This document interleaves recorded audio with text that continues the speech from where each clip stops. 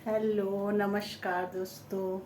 आपको तो पता ही सब है, माता के नवरात्रे चल रहे हैं। शारदीय नवरात्र जो होता है, शारदीय नवरात्रे चल रहे हैं। इसमें घरों घरों में माँ दुर्गा की, शक्ति की, देवी की पूजा की जाती है और उनसे ऊर्जा ली जाती है।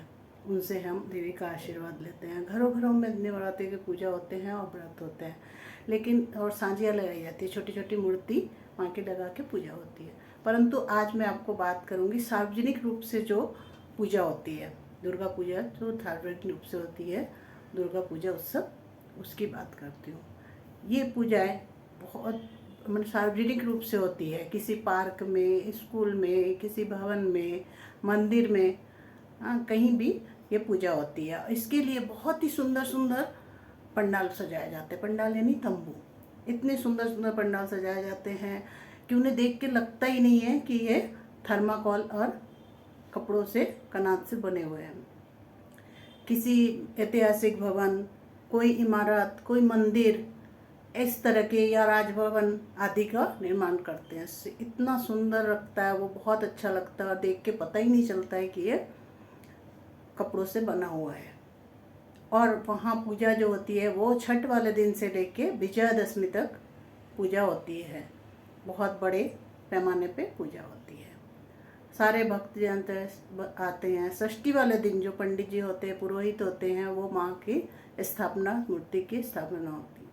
वो मूर्ति जो माँ दुर्गा की कौन सी होती है? महिषासुर मर्दिनी, जो बहुत ही, महिषासुर एक बहुत ही बड़ा राक्षस था, असुर था, बहुत ही पराक्रमी और कई तरह के रूप बदलता था, छल कपट कर सकता था। उसको माता ने अपनी शक्ति से उसका वध किया। उसी रूप का जो 10 भुजा होती है, उस 10 भुजा रूप का पूजा की जाती है।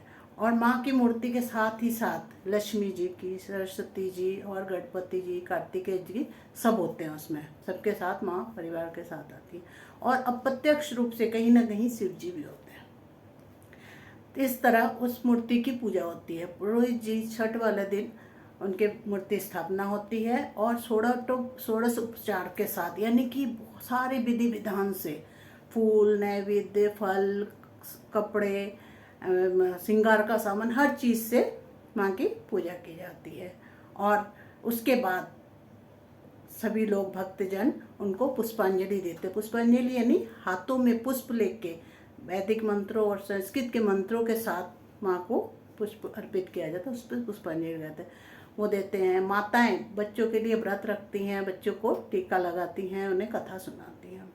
और शाम को सांस्कृतिक कार्यक्रम होते हैं, गीत संगीत, कोई प्रतियोगिता वगैरह होती है।